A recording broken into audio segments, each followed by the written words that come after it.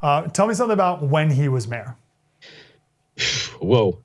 Well, I think one of my favorite stories is that he launched the electric scooter program in the middle of a winter storm. I think that's one of the funniest stories. But look, it's just mismanagement. When he was first being considered by the Biden administration, the rumor at the time that we were getting was that he was going to be the ambassador to China, which frankly made sense. But then when we found out that he was going to be transportation secretary, I think collectively we were laughing in the studio for about 10 minutes. Because this is a guy who everything he touched, transportation-wise, was a disaster. Everything. We ran out of salt almost every year.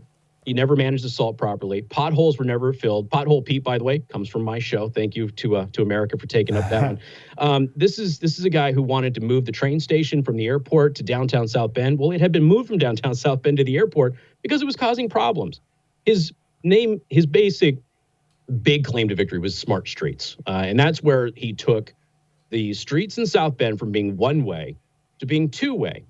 And then he made them smaller, and he put bicycle lanes, which are perfect for the middle of winter. We get very snowy, icy winters here. It's almost like Fargo type stuff. And it didn't make a lot of sense to make those lanes small. But he put roundabouts in, but then he built up the middle of the roundabout so you can't see the oncoming traffic. He was warned. He was warned about taking streetlights out of a particular area where kids have a school bus stop.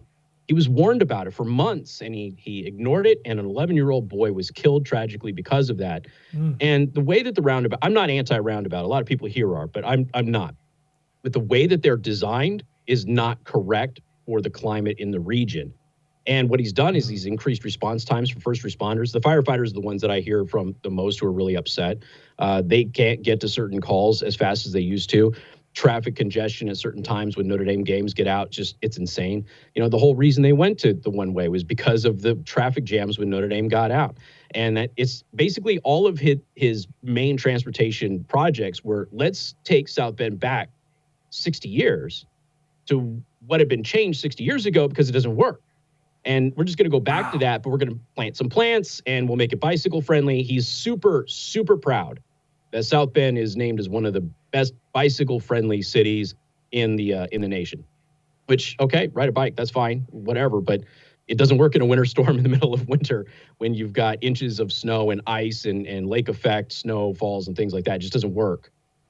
Hey, thanks for watching that clip. We did a whole special on Mayor Pete Buttigieg. It's such a fascinating story. The fact that he was the son of a Marxist professor. I bet you didn't know that.